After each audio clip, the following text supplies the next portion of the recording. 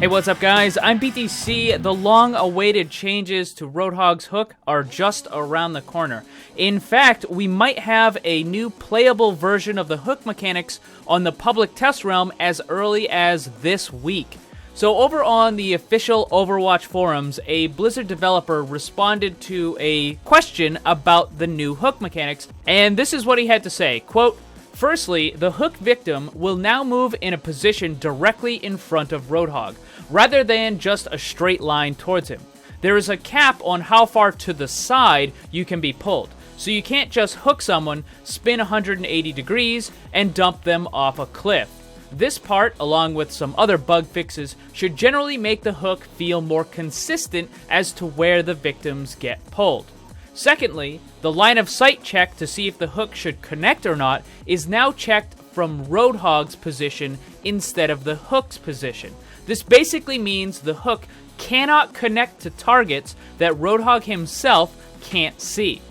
Lastly, there is a new persistent line of sight check back to Roadhog once the hook has landed. If this check fails, the hook breaks off and returns to Roadhog. This means if you get hooked and move out of line of sight quickly, either you dashed, were falling, were pushed, etc., the hook will now break early and not pull the target.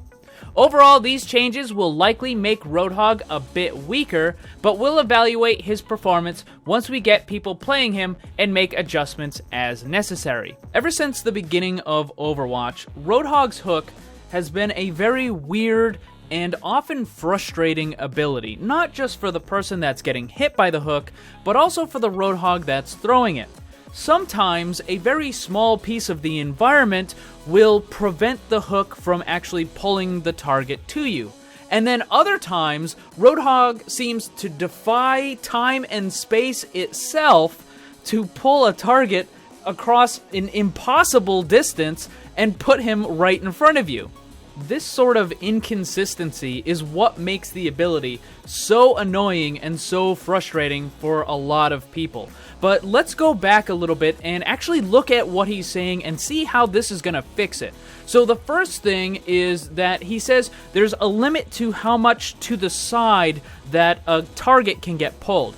And I've played Roadhog quite a bit, and I can tell you after you throw the hook on someone, sometimes that target will end up off to your side, sometimes they end up above you somehow.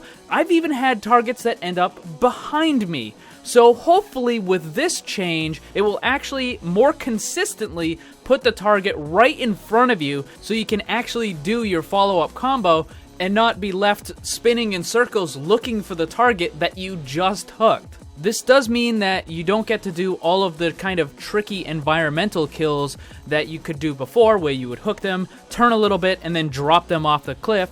Now you won't be able to do that, but you can still hook them and drop them off right in front of you. So places like the well and Nepal, you'll still definitely be able to get those environmental kills by hooking someone and then having them fall straight down. It's just you can't turn and then drop them. So this first change is going to make it better for the Roadhog player, and that's because you're going to more consistently be able to follow up your hook with your combo and then kill the target. That means that the person that you hooked isn't going to be able to get away just because the hook decided to put them in some odd location. The next change, however, is absolutely an improvement for the person being targeted by the hook. So because Roadhog now needs line of sight in order to actually land the hook, that means that the hitbox nonsense that I'm sure you've seen 100 times, 1,000 times, where Roadhog is somehow able to hit someone with a hook that he can't even see. So I've got a couple of quick little demonstrations in case you don't know what I'm talking about. I think pretty much everyone can agree that this sort of stuff is just total bullshit. And this does need to be fixed, and while it is gonna hurt the Roadhog player, really, you shouldn't be able to hook someone that you can't even see. So definitely an improvement for the person getting targeted by the hook. Alright, so these first two changes are really good. Making the target land where they're supposed to, and you can only hook targets that you can actually see, are great changes. However, this third change, I think, is really bad. In fact, it might be so bad that it effectively nerfs Roadhog out of competitive play altogether. Yes, it's that bad. So Blizzard said that they think that these changes will make Roadhog a bit weaker. But remember, Blizzard has a history of drastically underestimating the impact of the changes that they make.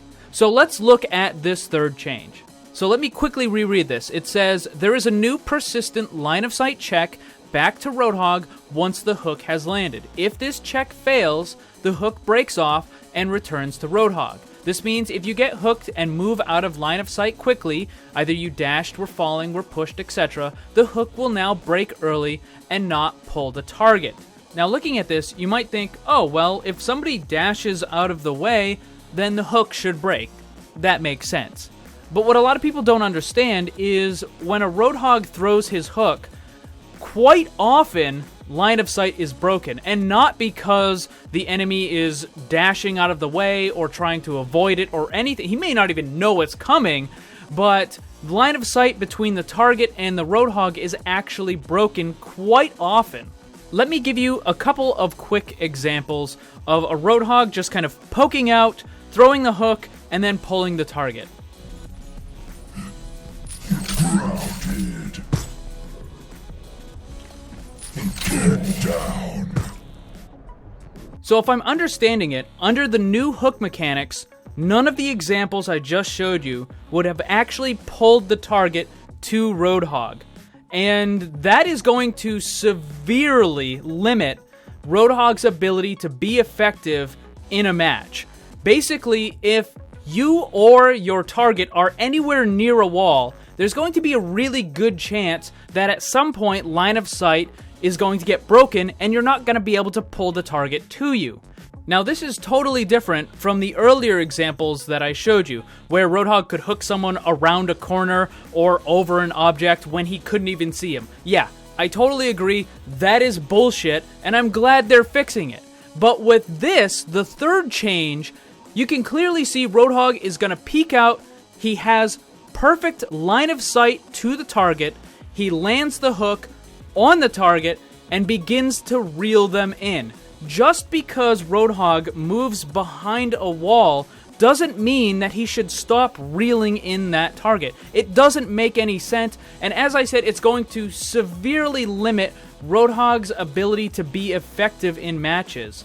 It seems under the new hook mechanics, the only way you're going to actually consistently land a hook and pull them to you is if your target is dumb enough to be standing in the wide open area. If there's no objects, no walls, no environment near him, and he's just standing there, then yeah, you can hook him and pull him in.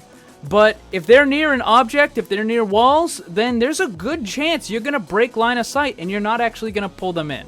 So as soon as Blizzard puts these changes on the PTR, I will test them extensively and make a follow-up video letting you guys know how good or bad these changes are. Like I said, I think the first two are great changes. The third one is gonna be really iffy. I mean, I'm gonna have to see it in actual play to see how big of an impact is, but I think it's going to be a much bigger nerf than Blizzard thinks it is. But anyways, let me know what you guys think about all of these potential changes. Leave your feedback in the comment section below. Make sure you subscribe so you don't miss any of the new content. Thank you very much for watching. If you enjoyed the video, make sure you hit that like button, share it with your friends. Remember, always blame the controller because it's never your fault.